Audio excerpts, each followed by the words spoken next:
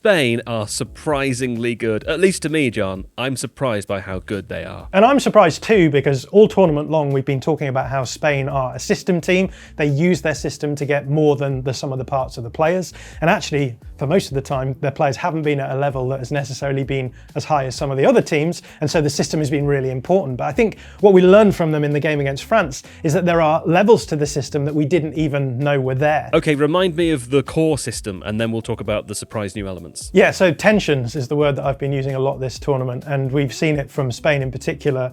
Maybe the most famous example we had of that was using their fullbacks to invert, so Porro making these sorts of inside runs, dragging players with, and then opening out these passing lanes inside, and then that causes the opposition to drop in, and you've created a free player in the middle. Tensions! Inside. Tensions all over the pitch.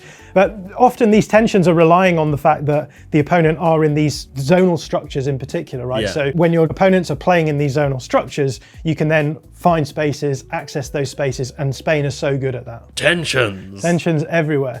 But actually, we saw this happening in the first half against France. France were a little bit more passive, out of possession. And so in the second half, we saw them come out and they were much more aggressive. What they tried to do was to go man-to-man, because if you go man-to-man all over the pitch, in theory, you shouldn't allow these spaces to open out. No tensions. No tensions. But there still were, though. Collapsing the tensions. Yeah, it changes what you are expected to do as a team when you're trying to still create space and find players in that space. Actually, timing becomes much more important, movement becomes much more important, fluidity becomes much more important. And so we actually saw, I think, from Spain, some really nice examples of this, one of which I think comes in the run-up to the second goal. Everyone's talking about the final sequences that led to that really nice goal where Pedro Porro scores, but actually that goal comes from them building out from the back under a huge amount of man-to-man pressure. And I think this shows the level that Spain are at, is that you can play against them in a block and they'll play through you. You can try and go man-to-man against them and they'll play through you as well. I think this is going to be a real question for whoever faces them in the final, how they can do that. So this is the Pedro Porro goal? That's right, yeah. We've got Spain playing from left to right here. And what's just happened is that France have played a goal kick down the field and Spain have just managed to retain possession and they're going to recycle that possession. But the thing to notice here is just how man-to-man France have gone. So you can see on the ball side, everyone's really in close proximity and everyone across the pitch has, in the forward area at least, has really nice access to the opponents. So what we see happening is Laporte playing the ball back to the goalkeeper, and this is going to be really important for any team who are building out from the back under man-to-man pressure, because man-to-man pressure is fine until you get to the goalkeeper, because the opposition goalkeeper isn't going to press someone, which means you're going to have a player advantage. Right, that's because it's 11 v 10. Yeah, that's it, essentially. And what that does is it means that you can create this little overload around the goalkeeper, which is what we see here. We've got a 3v2 here on the pitch. Can I ask a question about this 3v2? Yes. How do you determine that this is a 3v2? Because whenever you do this, you draw these lines, I look at it and I go, well, there's another France player there, there's another Spain. I see a 3v4. I mean, you could call it a 3v4. Right. I'll allow that.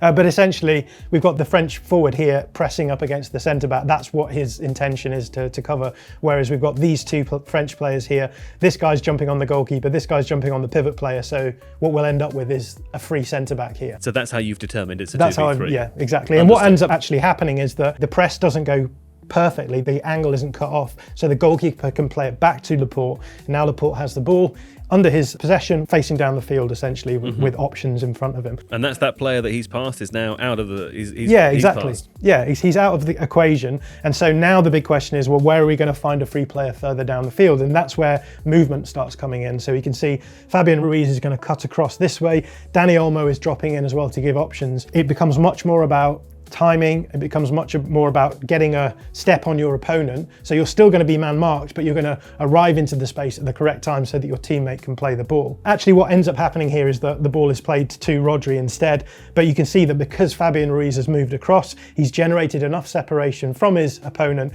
that this pass is possible. But even though he's technically in space here, he's still close enough to his opponent, Aurelien Tchouameni, that by the time the ball arrives, he will be under pressure again. So that's why the timing aspect is so important. So you can see here, he receives the ball and he immediately has a player behind him to stop him from being able to do anything. And this is what I think is really nice about this, because so much of the conversations that we're having about tensions is about creating the freedom to have free players all over the pitch. Whereas what we are thinking about now is players still have to be able to withstand opponent pressure. They have to be able to operate in 1v1 matchups as well. This isn't just about creating free players, it's about actually being able to deal with 1v1 pressure as well. Well, I was actually going to say a little known fact that people might not know about Spain is that young children are actually born with 1v1 pressure. So they know how to play out of it from an early age. Yeah, that's right. As soon as they're born, other babies in the ward are trying to get the ball off them, and they become very good at this. In this instance then, under pressure, he then plays the ball to Pedro Porro, who again, you can see he's under man-to-man pressure. What I really like about this instance though is that rather than trying to play the ball out of pressure using passes, he's actually willing to just carry and dribble out of this pressure, and that causes all kinds of problems because he dribbles past his player, Barcola here, and as a result you can see the midfielder over here is going to have to drop in to cover that route that he's running. Tensions. And then that's opening out the space around Rodri. Got it. And again, he can play the ball to Rodri, pulls the forward across onto Rodri, but now we've created a free player with Laporte again. And this is still the goal? This is still the run up to the goal, yeah. Wow. We're very close to the end of this sequence becoming the goal. But essentially what happens is that Porro plays a 1-2 with Rodri, who can take that pressure in and passes the ball as he does. He just receives that pressure and plays the pass, even though it looks like he's going to lose the ball. But that takes this player out of commission. And then the ball is back at the feet of Laporte because Porro plays that pass. And then we've got a dangerous position here now because Laporte has a huge amount of space and time. And we can see Olmo is actually unmarked now. He can drift into that space.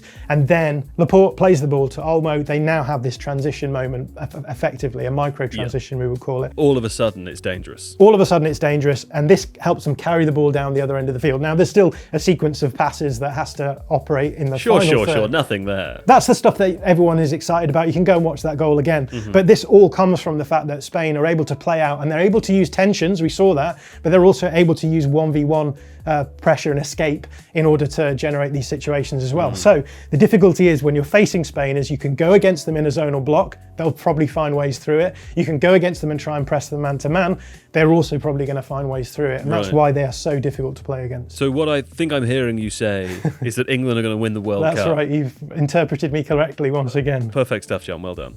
If you like this video, please consider subscribing to the channel. The Athletic is home to some of the world's best sports journalists, including David Ornstein, Amy Lawrence and James Horncastle. With the latest transfer news and insights on every Premier League story that matters, theathletic.com puts you inside football, and you can try it for free now for 30 days. See the link in the description.